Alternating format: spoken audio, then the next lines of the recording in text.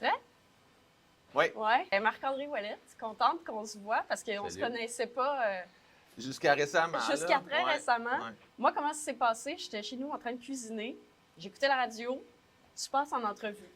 Puis là, tu commences à parler comme quoi tu es cofondateur de Québec innovant, un nouveau parti, que dans le fond, l'électoralisme, la partisanerie créerait comme une sorte de cercle vicieux, puis que les bonnes idées, elles existent, mais elles n'arrivent pas à émerger, puis qu'il y a moyen de concilier justice sociale, économie. Oui. Ça m'a tellement parlé. J'ai tout arrêté, j'ai déposé l'avocat, je suis allée m'asseoir, j'ai écouté Yes. attentivement l'entrevue. OK. Puis là, ben, on se rencontre pour jaser de tout ça. C'est ça. Puis, Ouais. c'est ça. Là, ça va me faire plaisir là, de t'expliquer un peu plus là, d'où c'est qu'on vient et pourquoi qu'on s'est embarqué dans une aventure un peu casse-cou, là, on va dire. Ben oui, Ouais. parce que moi, ça me parle. Fait que je me dis, je dois pas être la seule. Ça intéresse qui, Québec innovant? Il y a qui là-dedans? OK.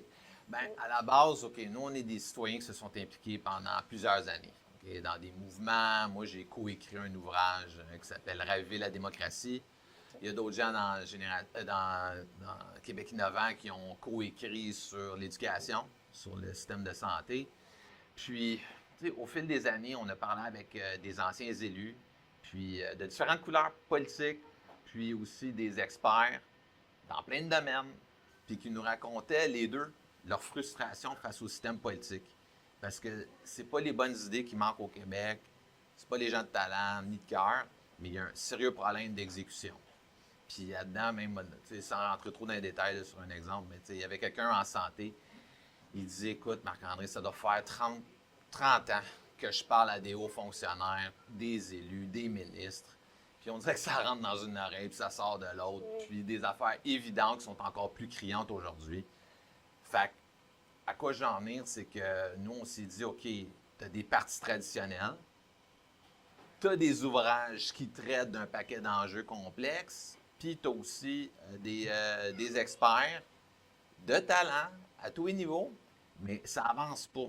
Fait que nous, on trouve que c'est le système politique qui est pas adapté aux défis actuels. Il est trop réactif. Puis on le voit, on dirait qu'il n'y a rien qui fonctionne vraiment à merveille, là. Il n'y a pas grand-chose à quoi on peut se rattacher en tant que citoyen puis se dire « Wow! Wow! Tel gouvernement là, a vraiment fait une grosse différence. » Tu sais, il y a des mesurettes, là. Ben, pas des, des mesures nationales comme les CPE ou autres. Oui, là, on sait qu'on est capable de faire de belles choses. On Ouais. sait qu'on est capable de faire des belles choses. On en a fait par le passé. Oui. Mais. Mais là, on dirait que c'est ça. Mais j'aime beaucoup l'approche de la transpartisanerie, de comme faire appel à tout le monde, qu'on est capable de collaborer puis par tout le monde. J'ai l'impression que vous faites appel à même plus que juste des gens qui viennent d'un peu partout de différents partis. C'est à des spécialistes, des experts, des scientifiques, de rapprocher les citoyens même. Oui, ben moi, tu sais, on a un angle d'approche qui est complètement différent des partis traditionnels. OK? On est un peu un hybride entre un groupe de pression puis un parti en bonne et due forme parce qu'on met de l'avant des réformes pour rehausser le niveau de compétition d'arguments, rehausser la qualité des débats, faire jaillir les talents des députés. On le sait qu'il y en a qui ont claqué la porte, ils l'ont exprimé dans des livres, dans des entrevues, et ainsi de suite. Libéral, QS, PQ et autres. Ils l'ont exprimé à plusieurs reprises comme quoi qu'ils se sentaient des fois dans un système politique qui n'est pas assez efficace, qui est démotivant, puis ils partent. Fait que c'est exactement ça. La population est mal servie. Puis nous, ce qu'on fait, c'est qu'on fait juste remettre de l'avant des réformes pour passer à un autre niveau, pour catalyser le changement. Puis au pire des cas, si on arrive à influencer les programmes des principaux partis pendant la campagne de 2026, on va être très content. On veut mettre ça dans l'espace public, influencer, mais on veut aussi présenter des candidats. Tu as dit le mot réforme. C'est quelque chose sur lequel j'accroche beaucoup dans ce que Québec innovant propose. De mon expérience de citoyenne qui, dernièrement, s'intéresse de plus en plus à toucher à la politique, c'est un peu frustrant parce qu'on le sait que les idées sont là. Puis des fois, il y a des politiciens qui les mettent de l'avant. Mais là, ils sont élus, puis là, finalement, oups, la promesse prend le bord. Ouais. Là, tu écoutes la période de questions. Ça répond même pas réellement aux questions. Après ça, il y a... C'est ça. Il y a même, tout à coup, comme il est censé avoir un programme dans un parti, puis là, finalement, oups, il y a un sondage qui sort, puis là, on invente des nouvelles promesses qui font juste suivre les sondages. Donc, comment... on a l'impression qu'on tourne en rond constamment. Et là, donc, Québec innovant propose une série de réformes. pour qu'il y ait moins de sortir promesses de en ça. l'air, pour qu'il y ait plus d'imputabilité, plus de reddition de comptes. Puis aussi, favoriser l'interaction là, entre les élus et les citoyens. Puis je vais en donner un exemple Oui. qui est assez évidente. Là, c'est de rapprocher les élus des citoyens dans leur circonscription en augmentant la fréquence des assemblées de comté. Fait qu'imagine-toi si les 125 députés devaient rencontrer leurs concitoyens 4 fois par année pour faire une rétroaction sur qu'est-ce qui se passe avec l'hôpital, avec les infrastructures, l'habitation, peu importe. Fait que là, nos élus échangeraient d'une manière régulière avec les concitoyens, avec les maires mairesses, les OSBL, le milieu des affaires, peu importe. Plus connecté avec les citoyens qui représentent. Oui, fait que, automatiquement, en faisant ça, tu dois être redevable. Ah, mais attendez, là, pendant la campagne électorale en 2026, vous aviez promis que vous feriez ça. On en est où, là? OK. Là, il faut que tu répondes. On travaille là-dessus. On travaille là-dessus à l'Assemblée nationale. OK, c'est bon. Dans 2 mois, là, à la prochaine, ou dans 3 mois, à la prochaine Assemblée, on va t'attendre. Fait que des comptes à rendre, ce qui est, en ce moment, c'est ça ce qui manque. Puis ça favoriserait aussi le vote libre. Puis ça fait des décennies qu'il y en a qui parlent, surtout les députés qui sont des fois en région ou plus loin du caucus. Ils se disent, des fois, là, moi, je veux bien représenter ce que ma circonscription veut. Je vais être libre pour voter sur certains dossiers. Oui, parce que là, eux, ils réalisent que finalement, leur parti met de l'avant une idée. C'est pas qu'ils sont contre, mais ça peut être en contradiction avec la réalité d'une portion du Québec qui est à l'autre bout complètement. Donc, absolument, c'est de permettre de mieux représenter les citoyens. Tu vas automatiquement rééquilibrer le rapport de force entre le provincial et le municipal. Puis, comme tout le monde le sait, la première ligne pour la vie des citoyens, c'est le municipal. Fait que c'est là aussi les écoles, le système de santé, le travail en général, et ainsi de suite. Fait que ça rentre un peu dans le cadre là, de trouver un bon équilibre entre le provincial et le municipal. Puis si je continue sur d'autres réformes que vous proposez pour rapprocher justement l'élu du citoyen, bon, évidemment, la réforme du mode de scrutin, ça, on l'attend tellement depuis longtemps. Ouais. J'avais noté aussi d'instituer des députés suppléants. Ouais. Ça se fait ailleurs dans le monde, là, si j'ai bien compris. Oui. La logique derrière ça, c'est que si on est pour demander plus de compétences, plus d'imputabilité de nos élus, qui maîtrisent mieux les dossiers, que tu as des projets de loi qui soient mieux réfléchis, mieux débattus, mieux implantés, que ce soit en santé, en éducation, en économie, qu'est-ce qu'on fait avec l'intelligence artificielle, c'est quoi les... En tout cas, peu importe. Tous les dossiers sont complexes. Puis nos élus, d'une part, ils manquent de temps à l'Assemblée nationale, puis nous, on a des propositions pour comment éliminer les pertes de temps insignifiantes. Ouais. Puis aussi, si tu es pour faire des redditions de comptes là, dans la circonscription, il faut que tu maîtrises tes dossiers. Un. Deuxièmement, il y a bien des gens qui ont des jeunes familles, des femmes, entre autres, ils sont pas intéressés à s'en aller en politique parce que c'est un tordeur. C'est un tordeur, il y a trop de pression, ils sont dans l'espace public, ils ont besoin de respirer, ils ont besoin de trouver un équilibre travail-famille. Fait qu'ailleurs, en Suisse, dans des cantons en Suisse, en Suède, en France, ils ont instauré des députés suppléants. OK? Puis, je ne vais pas rentrer dans les détails de la mécanique, mais c'est extrêmement apprécié. Puis, nous, ce qu'on propose, c'est que chaque député, chaque 25 députés, un colistier. Quelqu'un qui peut le remplacer des fois à l'Assemblée nationale, des fois être dans la circonscription. Puis ça, ça serait surtout utile pour ceux qui ont des dossiers ministériels, les ministres, ceux à l'opposition qui ont des dossiers complexes, ceux qui s'y habitent loin de Québec, puis également, là, c'est ça, de trouver un bon équilibre pour passer des fois plus de temps dans la circonscription et ainsi de suite. Fait que ça, c'est une des propositions, là, mais il y en a qui m'ont déjà critiqué en disant « Ah, là, tu rajoutes un élu ou ça va coûter cher, puis ainsi de suite. » Fait que je vais tout de suite désamorcer ça. OK? Ouais, vas-y. Premièrement, mettons une élection partielle. Là, okay? Ça coûte en haut d'1 million. Si tu as un député suppléant, il reprend la balle au bon s'il y a quelqu'un qui décide de quitter. Donc, on élimine les partiels. On élimine les partiels. C'est une continuité. Ouais. Un autre point, le but, là, c'est que les députés prennent des meilleures décisions. Tu n'as pas un député suppléant pour aller jouer au golf ou aller dans le sud, là. C'est pour pouvoir faire ses devoirs, être plus imputable, puis justement Plus passer dans sa circonscription, plus moins, de temps. Ben oui, puis d'être plus efficace au Parlement. exact. Tu sais, ils gèrent 150 milliards par année. Puis des fois, ils ont la langue à terre, puis ils sont pas capables, puis ainsi de suite. Mais là, un député suppléant permettrait de réduire cette pression-là. Ce que j'aime de cette idée-là, c'est que elle vient d'ailleurs. C'est une réussite qu'on constate ailleurs. Exact. Puis comme on l'a déjà dit, ben, les idées, il y en a déjà. Fait que c'est un peu d'être capable de regarder c'est quoi les échecs ailleurs, c'est quoi les réussites. Oui, Après ça, il y a des scientifiques, il y a des experts qui se penchent sur les questions. Il y a plein de rapports qui ont été faits au gouvernement qui ont nommé ces bonnes solutions-là, mais elles n'arrivent pas à émerger tout le temps. non. Mais donc, est-ce qu'on s'écoute vraiment? Est-ce qu'on écoute les bonnes idées? Puis est-ce qu'on écoute les scientifiques? Est-ce qu'on écoute les experts? Puis qu'est-ce qu'on peut faire par rapport à ça? Mais regarde, je t'ai donné un exemple. OK. L'expert en santé, mais il y en a d'autres qui m'ont raconté, Marc-André. Des fois, là, on nous demande de rédiger un rapport exhaustif sur l'économie, sur la santé, sur l'éducation, l'habitation. Puis des fois, là, on est en commission parlementaire, on est invité. Puis la façon que c'est fait, je dépose mon mémoire, j'explique, mais ensuite, là, ça s'efface. Ou des fois, tu sais, des fois, il y a un intervenant, là, puis c'est de qualité ce qu'il dit. Ouais. Le meilleur exemple que je pourrais donner, c'est sur la Constitution. Il y a plein de monde, plein d'experts, des gens dans des mouvements, Ah ouais, qui il y en a parlaient avec eu. Jolin Barrette, mais ensuite, après Jolin Barrette, t'as les gens d'opposition qui ont des questions. Mais des fois, là, la qualité de l'échange était exceptionnelle. Mais à cause du timer, il fallait arrêter ça. Il fallait arrêter ça.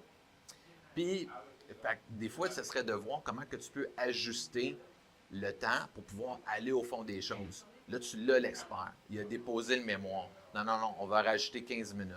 On va rajouter 20 minutes, amener une flexibilité, puis aussi avoir un peu plus de redevabilité. Il y a un paquet de mesures, il y a un paquet de réformes qui peuvent être faites là, mais essentiellement, là, c'est faut que tu trouves une façon pour que les experts soient plus écoutés, puis surtout les contre-vérifications. Là.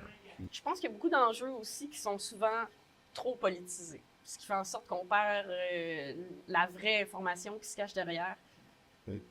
Quand on en arrive à des grosses questions comme l'aide médicale à mourir, par exemple, on va faire des commissions spéciales. Ouais. Est-ce que c'est quelque chose qu'on devrait plus faire? Est-ce que c'est souhaitable? Oui, justement, les commissions spéciales, comme l'aide médicale à mourir, là, il y en a eu juste 7 depuis 1984. OK. Puis la plus récente, pour nous mettre en contexte, c'était sur les écrans et les médias sociaux. OK, fait que la CAQ a mis l'initiative de l'avant, mais il y avait du monde du PQ, QS, libéral. Puis, encore une fois, pour parler avec des anciens élus, c'est peut-être une des activités, une des périodes de travail là, dans leur implication politique là, qui les a plus motivés. Puis, en même temps, Véronique Yvon, qui tout le monde connaît, les gens savent que généralement que c'est elle qui a initié le travail sur l'aide médicale à mourir. Mais elle racontait que quand elle a voulu partir ça, puis travailler avec les libéraux, puis les autres partis, elle s'était fait dire par le PQ, par les stratèges, ça marchera pas, il va y avoir des coups de poignard dans le dos, tu perds ton temps. Elle, puis les autres libérales, je me souviens plus c'était qui exactement, mais ils ont tenu leur bout, ils ont travaillé fort, ils ont montré un dossier, puis ils ont dit non, on va être capable, sur ce dossier-là, de travailler ensemble. La question nationale, les questions gauche-droite, là, on va se chicaner là-dessus amplement, mais sur ce dossier-là, on travaille de manière collective. L'enjeu est important, on travaille ensemble, on laisse Ouais. de côté, puis ça, c'est efficace, puis c'est productif. Absolument. Ouais. Puis ça enverrait tellement un message positif à la population de dire, OK, j'ai ma couleur politique, Bien sûr. il va y avoir des empoignades, c'est sûr. Là, je veux dire, c'est quand même de la politique, là, je veux dire, il ne faut pas être fou. Mais sur ce dossier-là, l'habitation ou autre, Ouais. c'est transpartisan, c'est une vision long terme, puis ça a été rigoureux, puis c'est clair. Puis moi, je rajouterais à ça une couple de réflexions qu'on a à Québec innovant, c'est que pourquoi pas inclure dans les commissions spéciales, quelques sièges, mais pour des citoyens tirés au sort. Ah, mon Dieu, j'adore. Hein? Ben oui, Tu sais, ben oui. on fait confiance aux citoyens sur des jurys, Mhm. dans des causes qui sont assez sérieuses et délicates. Merci. On les forme, on les intègre, on leur donne leurs règles, on fait qu'on met un cadre. Bon, mais on peut faire la même chose avec des commissions. Fait que t'imagines, disons, il y a une commission sur l'habitation, puis là, non seulement ils ont parlé avec les journalistes, ils parlent avec les anciens, les élus qui étaient, mais aussi avec des citoyens. Hey, vous, c'était quoi votre expérience? Ben, moi, je suis souverainiste, mais j'étais content d'entendre. Moi, je suis fédéraliste, mais moi, je suis plus à gauche, mais tu sais, on a trouvé que ça aide à humaniser le travail. Ouais. Ça aide à rehausser le niveau de confiance. Puis, nous, on a parlé, encore une fois, quand on parlait avec des anciens élus, on leur demandait si tu réalises d'en faire une par année. Ils nous ont dit oui. Peut-être au début, tu commences avec 1 ou 2 ans. OK. C'est pour avoir une certaine traction puis une habitude de la part des élus. Puis nous, ben, ce qu'on recommande, parce que c'est important quand même de parler de la mécanique, c'est comment que tu choisis le sujet. Ben, au début d'une session parlementaire, les 125 députés, ils vont par vote préférentiel. Fait que, fait que là, ça peut être... les députés ont lancé plein de sujets. Puis là, ben c'est lequel. Fait que là, tu dis, OK, moi, ça va être Ma l'habitation. numéro 1, c'est ce que je L'habitation, préfère. l'autre, ça va être l'intelligence artificielle. Tu sais, qu'est-ce qu'on fait avec ça? Il y en a un autre, ça va peut-être être plus large. L'habitation, au sens large, tu sais. Peu importe. Fait que tu y vas par vote préférentiel. Puis, les gens voient c'est quoi qui fait le plus consensus. Puis là, tu pars le bal. Chaque parti nomme ses champions. Puis ils vont travailler là-dessus. Puis là, on débat, on discute ensemble de ce sujet-là, on cherche des solutions en dépolitisant au maximum. Ben oui, mais c'est parce qu'une commission spéciale, les gens doivent comprendre que une fois que les députés sont choisis, là, évidemment, ils ont une période de temps attribuée pour travailler avec les différents experts, puis aller sur le terrain, puis faire une tournée du Québec, puis interagir. Fait que là, que tu sois en Abitibi, Gaspé, Gatineau, whatever, tu vas voir des fois des gens. OK? Il y a un libéral, puis un péquiste, puis un QS, puis un parti conservateur. Tu sais, OK, ça a un impact. Mais là, de l'augmenter la fréquence, là, au lieu d'en avoir juste 7 depuis 1984, puis que ce soit de la belle nostalgie politique que tu entends, d'une Yvon puis d'une Lynn Beauchamp qui te parle de « Ah, c'était bon, puis c'était efficace. » Tu veux marquer, mais peux-tu augmenter la fréquence? On en veut plus? Ben oui, c'est ça, si ça marche, on en veut plus. Ouais. Donc, les commissions spéciales, on aime ça, efficace, droit au but, ça donne des résultats. Et plus fréquentes. Et plus fréquentes. Oui. Contrairement, mettons, aux périodes de questions où des fois, en tant que citoyen, quand tu tombes là-dessus, tu te dis, mais c'est un spectacle ridicule où personne ne s'écoute, personne ne répond aux questions. C'est une occasion pour peinturer dans un coin un ministre ou peu importe. C'est une machine à création de cynisme, là, selon moi. Oui, puis encore une fois, dans nos échanges avec des anciens élus, il y en avait même un qui était assez radical.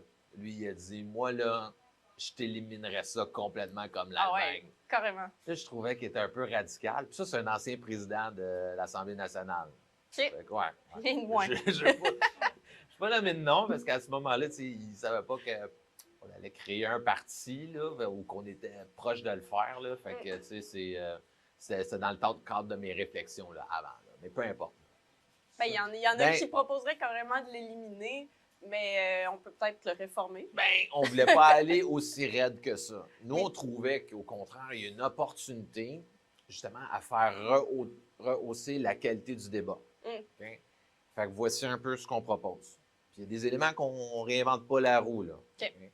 Comme par exemple, il y a des anciens élus qui ont déjà dit « T'envoies des questions à l'avance. » Nous, c'est certain. Fait que les questions 24 heures ou 48 heures à l'avance. Fait que peu importe le ministre, il sait que PQ, QS, libéral vont me questionner sur ça. Mais là, il faut que tu répondes. Oui. Tu es imputable et il faut qu'il y ait des conséquences. Fait que le président ou la présidente de l'Assemblée, il faut qu'il y ait des motions de blâme, il faut qu'elle ait des munitions, un peu comme à la cour, pour dire non, tu réponds à la question. Là. Et là, ce qui est nouveau, ce qui est un peu différent, on appelle ça l'alternative constructive. OK? Fait que, mettons, la personne du PQ, QS, libérale, essaie de pincer un peu le ministre, puis de le faire mal paraître, puis essentiellement, la question, c'est plus une critique. T'sais, vous auriez pu faire ça pour l'hôpital, puis vous auriez pu faire ça pour les infrastructures. Mais là, toi, OK, toi, qu'est-ce que tu proposes? Tu ne peux pas poser la question, tu ne peux pas critiquer sans avoir une proposition, une alternative, peu importe. Fait que là, tu viens juste de changer toute la dynamique. Fait qu'au lieu là, que les stratèges d'un chef disent OK, là, on n'a pas fait le bulletin de nouvelles depuis une semaine, comment qu'on peut remonter dans la pile, comment qu'on peut créer un genre de buzz puis faire mal paraître l'autre. Bon, ben là, c'est le contraire. C'est comme OK, là, si on est pour le critiquer sur l'hôpital ou l'infrastructure, nous, on propose quoi? Tu viens de changer bien du temps. Puis, c'est à voir, c'est ça, là, pour les 120 quelques députés qui doivent regarder le spectacle, bien là, peut-être qu'ils vont voir un échange utile au lieu de se dire, OK, je vais voir qui va se faire planter aujourd'hui. Oui, comme dans la vraie vie, là, tu te fais poser une question, si tu réponds n'importe quoi d'autre. C'est tellement irresponsable. Tu réponds jamais, puis tu fais juste critiquer l'autre, ça fait pas de sens. Donc, moi, on ramène ça à ce que ça devrait être. Écoute, moi, ça vient me chercher. Oui. Ça fait partie des affaires complètement débiles. Moi, là, je ne comprends pas. Puis c'est pour ça. Moi, la politique m'intéresse depuis longtemps, depuis le cégep et ainsi de suite. Oui, parce qu'on parle de vraies questions importantes qui touchent nos vies, c'est ça. Là, quand tu vois les humoristes qui font les parlementeries, ben c'est le fun, mais en même temps, tu te dis, c'est enrageant, là. Mm-hmm. C'est enrageant. On est encore là. Puis tout le monde est à couteau tiré et les gens sont cyniques et frustrés. Et là, on est dans une situation de crise sur un paquet d'enjeux. On laisse le spectacle continuer? Non, ça, il faut que ça arrête. Ouais. Puis j'adore la réponse qui est de simplement arriver avec des réformes qui sont tirées de l'expérience de politiciens qui viennent un peu partout, de ce qui se fait ailleurs. Oui. Puis en plus, on propose d'écouter plus les scientifiques, d'intégrer les citoyens, de rapprocher les politiciens des citoyens. Oui.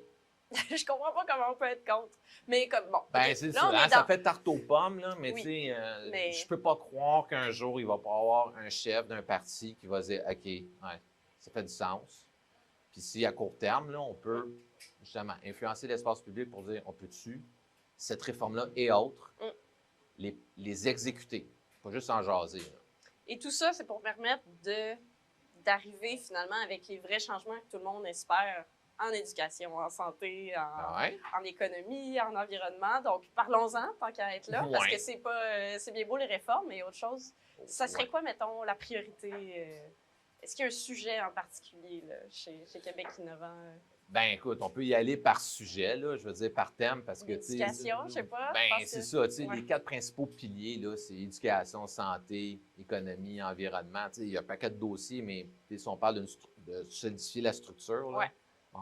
Puis l'éducation, ben, c'est peut-être ce qui est le plus transversal. C'est même des sociétés qui étaient dans le trouble financier, qui étaient dans le trouble national, ils ont investi en éducation.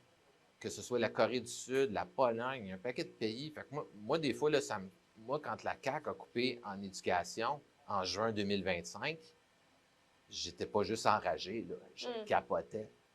Puis je me disais, à quoi qu'ils pensent? Je veux dire, il y a du gaspillage. C'est sûr qu'il y a du gaspillage, puis ça, je vais y arriver. Mais si tu me demandes, là, un des principaux, ben, c'est l'éducation. Tu sais, c'est ça que l'impact plus transversal. Mais je vais te répondre plus précisément sur certains points. Mais là, je vais sortir du cadre des élus et des promesses qu'ils peuvent faire en éducation. OK?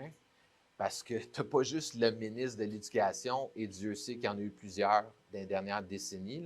Je n'ai pas le nom exact, là, mais c'est une porte tournante. Là. C'est une porte tournante.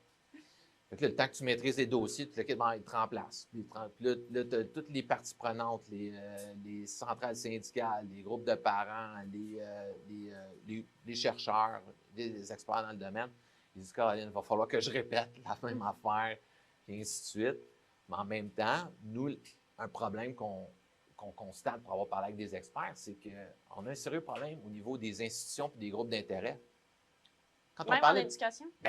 quand on parlait, là, ben oui, tu sais, je veux dire, l'école à 3 vitesses, c'est un fait. Mhm. Puis comment tu Ben, débosses pour ça? ceux qui ne savent pas, l'école Ouais. à 3 vitesses, c'est le système privé, le système public, mais avec les options qui viennent comme aller chercher les meilleurs élèves, les sortir dans Ouais. des classes de concentration anglaise pendant l'année. Et Ouais.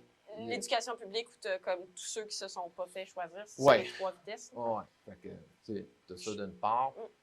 Là, ensuite, tu sais, aussi en parallèle à ça, tu sais, toutes les partis politiques veulent valoriser la profession des enseignants. Je pense pas qu'il y en a un qui dit, moi, Qui peut être contre ça. c'est pas vraiment important, là, tu sais. Ouais.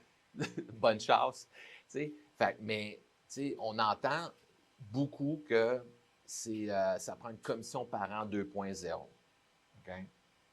Fait que pourquoi une commission parent 2.0? La première, là, essentiellement, c'était collectif. C'était pas juste des élus.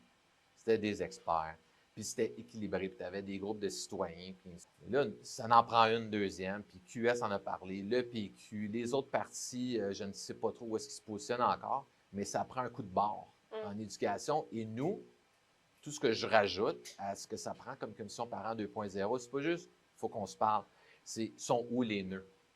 Sont où les obstacles? Parce que tu as des groupes d'intérêt, puis j'ai pas envie d'en nommer, mais tu as des groupes d'intérêt qui font obstacle à des réformes, OK. que ce soit pour au niveau de la formation des enseignants, la rétention, l'évaluation des enseignants. Qu'est-ce qu'on fait avec les groupes de citoyens, et ainsi de suite. Tu as beaucoup de gens qui ont développé une méfiance. On va donner un autre exemple, c'est comme la FAE, qui est une des principales centrales syndicales, OK. sont toujours en mode attaque avec le nouveau ministre qui va être nommé. Ils disent, on va t'avoir à l'œil, on va te checker. La confiance, là, et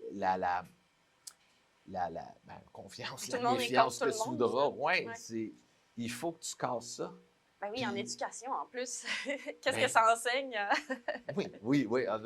C'est un autre point. Moi, quand je lis, OK, on t'a à l'œil, là, attends, là, il y a de l'intimidation un peu là-dedans, là, puis, tu sais, en tout cas, fait que ça, on a une trentaine de propositions en éducation. Mais il faut aller à la racine du problème. Ça prend une commission parent 2.0. Toutes les parties prenantes, les idées sont là, les solutions. Il ne faut pas juste en débattre, mais c'est de voir, OK, qui va mettre de l'eau dans son vin Ouais. pour réellement mettre les jeunes en priorité, puis les professionnels du système d'éducation. Ça, c'est l'éducation.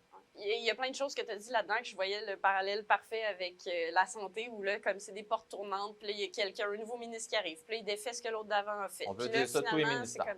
comme... Ouais.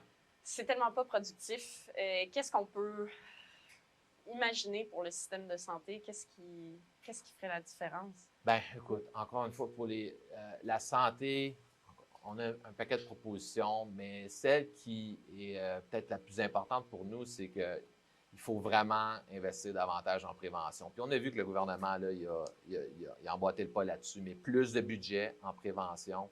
Puis là, les gens, il faut qu'ils comprennent que 70% des coûts en santé s'en vont dans les maladies chroniques.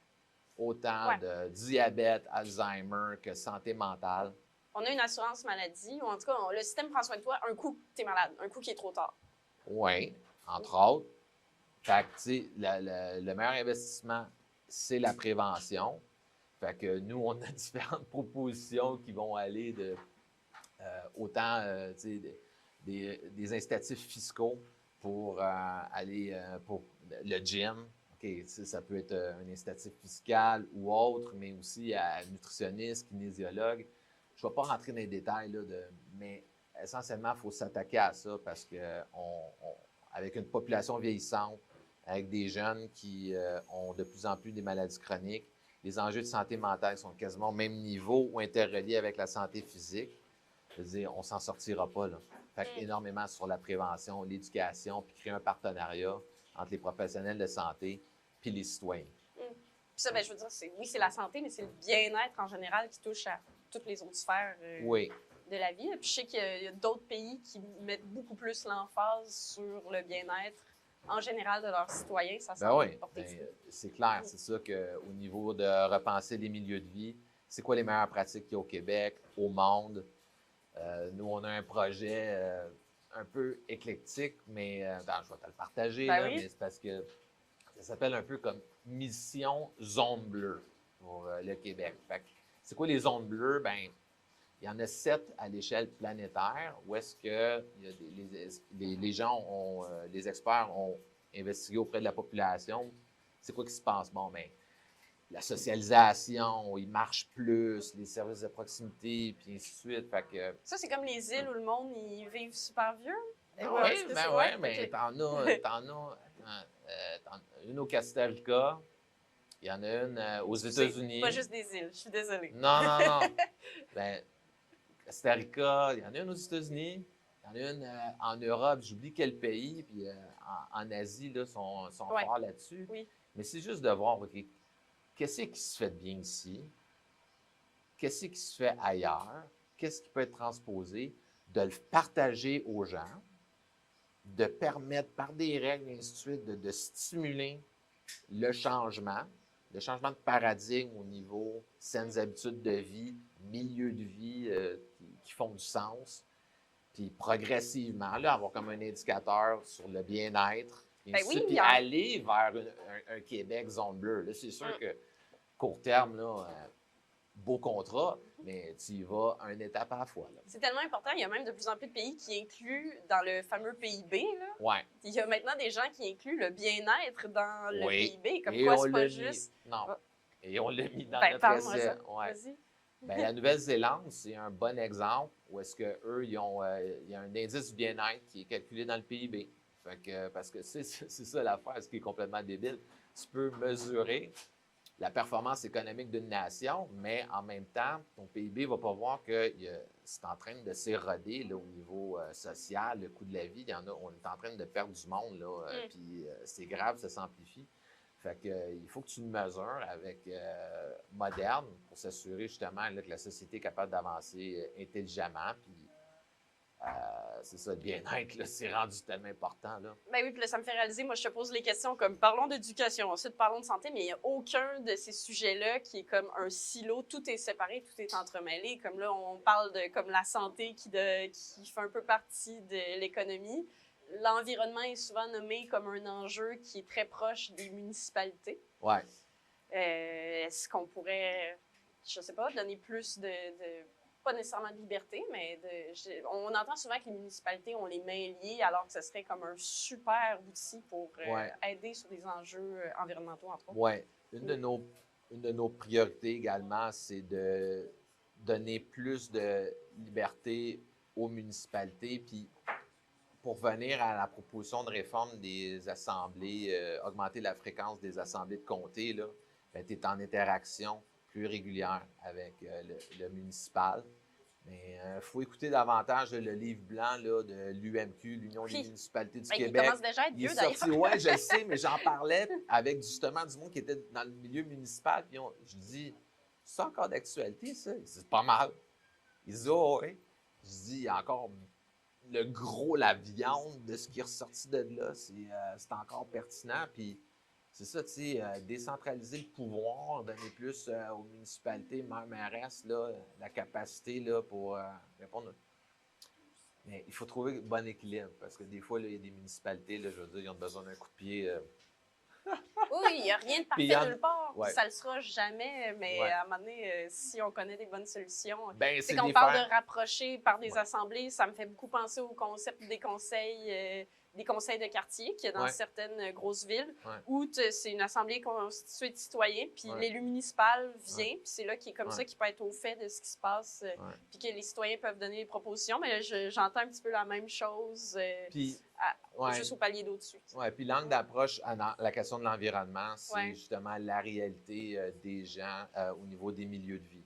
On le voit, là, autant que ce soit la crise climatique qui amène là, des inondations graves, d'autres facteurs, les feux de forêt, les enjeux sur les infrastructures, là, sur la santé, au niveau là, juste des particules, c'est sûr, là, plus dans les grandes villes. Mais tout ça va être adressé en créant un rapprochement avec les municipalités, puis en ayant une plus grande reddition de comptes. Puis on a encore une fois plusieurs autres mesures au niveau environnemental, là, mais je pense que la plus centrale là, qui peut avoir un impact, c'est si tu arrimes bien les milieux de vie avec ce qui se passe au niveau environnemental puis toutes les crises qui s'en viennent. Là. Oui, parce que Fait c'est que ça, pas pareil partout. Ça va changer d'une région à l'autre. Puis Ouais. ceux qui le savent le mieux, c'est ceux qui vivent là. Fait aussi bien Ouais. leur faire confiance, les écouter, collaborer, au lieu de tout ramener à comme tout est choisi à Québec. Puis on fait ça unilatéralement partout. Fait quoi qu'on a couvert santé, éducation, ben, en surface, là. Oui, dans un temps environnement. limité. Oui, c'est ça, dans Est-ce qu'il y a un temps dernier limité. sujet qui te semble important? Je vais te parler de l'économie, mais ensuite, il faut que je fasse un pont avec l'exécution. Parce que c'est bien beau des propositions, là, comme j'ai dit, mais c'est quoi la capacité d'exécution? Tu sais, c'est quoi notre appareil gouvernemental? Puis, pour l'économie, moi, il faut que je partage. Quand j'étais au sommet du Conseil du patronat du Québec, ça regroupe pas mal les intérêts de la province. Ils travaillent avec, justement, le local, là, à l'échelle de la province, là, sur c'est quoi les enjeux pour l'emploi, les entreprises.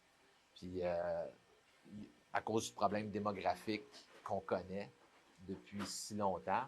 Le vieillissement de la population. Bien, le vieillissement de la population, les enjeux de reprenariat. Il y a un paquet d'entreprises qui vont se vendre là, dans les prochaines décennies. Puis, il parlait vraiment, il y a deux enjeux majeurs. Il y a le dossier de l'immigration est trop politisé. Eux autres, là, c'est comme, non, on veut faire partie de la solution pour trouver un bon équilibre entre la capacité d'accueil, mais aussi, il faut que l'économie roule, là. On a besoin de relève. Puis, je capotais quand moi j'ai appris que, tu sais, c'est quand même, le Conseil du patronat, c'est une des principales organisations. Il n'y a pas de représentant du gouvernement. Puis eux, ils étaient frustrés parce qu'ils avaient fait leur horaire. En plus, c'était Jean-François Roberge qui devait être là. Puis il parlait de l'importance là, pour le gouvernement, les entreprises, mais qu'au niveau de l'immigration, il y a des choses à faire que le gouvernement doit faire. Mais moi, je faisais comme, non, il faut que tu sois là. Ou un représentant pour les écouter, pour comprendre. OK? Parce que juste une anecdote, mais ça représente bien. Il y avait une représentante du Saguenay-Lac-Saint-Jean. Elle me dit, moi, je représente bien des entreprises dans la région. Mais là, il y a une usine où est-ce qu'ils ont 3 soudeurs, des immigrants. Puis là, à cause de la nouvelle loi, il faut qu'ils en licencient 2. Là, l'usine, elle a des commandes, elle a des clients, des soudeurs. Tu n'inventes pas ça de même. Ils ont fait des pieds et des mains pour les avoir. Puis là, il faut qu'ils les laissent aller. Puis là, ces gens-là, ils sont un peu dans une zone grise. Puis là, ils se retournent vers des services sociaux. Là, il y a du stress familial, puis de la rancune, puis de la frustration qui se dit, ben, voyons donc, là. Puis ça coûte cher. Fait que là, un dossier délicat, puis je comprends, là, tu sais, c'est complexe, puis c'est super radioactif, mais c'est tellement mal réfléchi. Puis peut-être par certaines réformes, député suppléant, ben OK, lui, il pourrait être sur le terrain ou son bras droit pourrait être là pour faire la courroie de transmission. Fait que, il y avait, c'est ça, au niveau de l'économie, il y a plusieurs mesures à faire, écouter les entreprises, écouter, s'assurer qu'ils ont la bonne main-d'œuvre, puis c'est sûr qu'au niveau de l'automatisation, qu'est-ce qu'on fait avec l'intelligence artificielle, les nouvelles technologies, ça va être un beau gros dossier pour l'avenir. Je dis rien de nouveau que les autres parties, mais c'est juste qu'il faut être plus proactif. Puis en ce moment, c'est pas impressionnant. Bien, écoute, Marc-André, merci pour cette super discussion-là. C'est quoi la suite des élections qui s'en viennent? C'est quoi le but? Qu'est-ce qui se trame pour vous? Oui. Bon. Là, il faut que j'explique que nous, à la base, on est des citoyens qui sont un peu tannés de voir la façon de faire de la politique. Puis on a des propositions qu'on a développées au fil des années, mais là, on a besoin d'aide. S'il y en a qui sont d'accord avec certains éléments que j'amène, puis qui sont d'accord qu'à court terme, si on peut influencer l'espace public, puis même les programmes des principaux partis, bien, qui nous suivent, qui deviennent membres, qui fassent un don, qui s'impliquent comme bénévoles. On a ces différentes options-là parce qu'on a besoin d'aide. Moi, je suis un papa de 2 jeunes enfants. Ma femme a une carrière. J'ai une business à gérer. Il y en a d'autres, des cofondateurs, 3 enfants, la réalité familiale, ils en ont peur de ça en tête, tu sais. Fait qu'on fait ça parce qu'on y croit, parce qu'on est royalement tanné, mais aussi on a besoin d'aide. Fait que nous, ce qu'on va chercher, c'est quelques candidats pour certaines circonscriptions. Ouais. On va chercher un porte-parole. On espère trouver un porte-parole qui Parce qu'au final, tu es cofondateur, mais tu n'as pas le titre de chef de parti. Non, je suis le porte-parole par intérim. Ouais. Je suis le porte-parole par défaut. Mm. Mais, tu sais, à quelque part, c'est parce que je maîtrise le sujet, je peux ça. Mais on sait très bien que si on va avoir plus de visibilité et de l'impact, si on va prendre soit une personnalité publique ou un porte-parole qui, pendant quelques mois, va me donner ce petit coup de main-là pour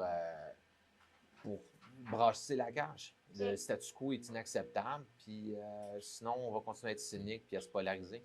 Ben exactement. Puis c'est ce que j'aime, c'est qu'il y a des solutions concrètes. C'est un peu ce que j'ai fait, moi, au final. Je connaissais pas du tout. J'ai entendu parler des solutions. Je me suis dit, mon Dieu, ça fait du sens. Je suis allée sur le site web, j'ai trouvé, puis je t'ai contacté. Puis là, quelques semaines plus tard, chacun est à la hauteur de ce qu'il peut faire. Puis ben, aussi répondre. Tu sais, si on entend des bonnes idées, d'en parler. C'est ça.